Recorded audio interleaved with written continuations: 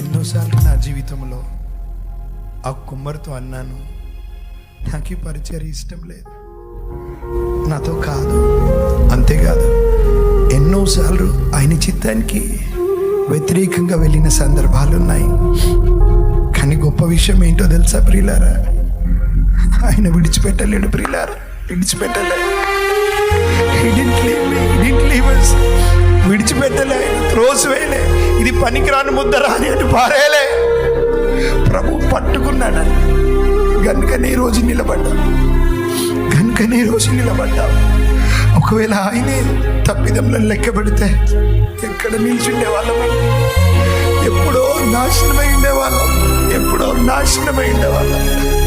కానీ గొప్ప విషయం ఏంటో తెలుసా, ఒకరోజు మా నాన్న ఇంటికి వెళ్తే నా కొరకు ప్రార్థన చేస్తున్నాడు. వీడు మాకు చాలా ఆయాసకరంగా ఉన్నాడయ్యా, వీడిని తీసుకో ప్రభా, వీడిని చంపేయి అని ప్రార్థిస్తూ ఉన్నాడు. అంతకు బాధ పెట్టినాను ప్రియులారా. ఈ భౌతికమైన తండ్రి విసుగు చెంది కోపముతోనో లేకపోతే వేదనతోనో ఆ మాట నిండొచ్చు. కానీ గొప్ప విషయం చెప్పనా, ఈ తండ్రి బాధపడిన ఆ పరమ తండ్రి బాధపడుతున్నా నన్ను త్రోసివేయలేదండి, పడివేయలేదండి, నాశనం చేయలేదండి. వీడు ఇంతేరా, వీడు బలహీనుడు, ఈ సోలమన్ గాడు బలహీనుడు,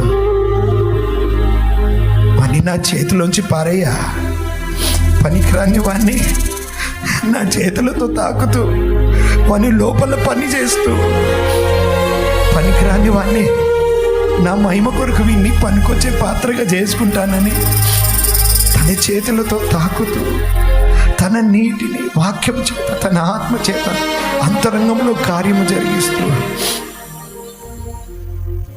ఆ పరమ కుమ్మరి చేతిలో ఒక పాత్రగా నన్ను ఇక్కడ నిలబడిన ప్రతి దైవ జనం చేసుకున్నాడండి. ఆయన మీ జీవితంలో అదే కార్యము చేశాడు కదా.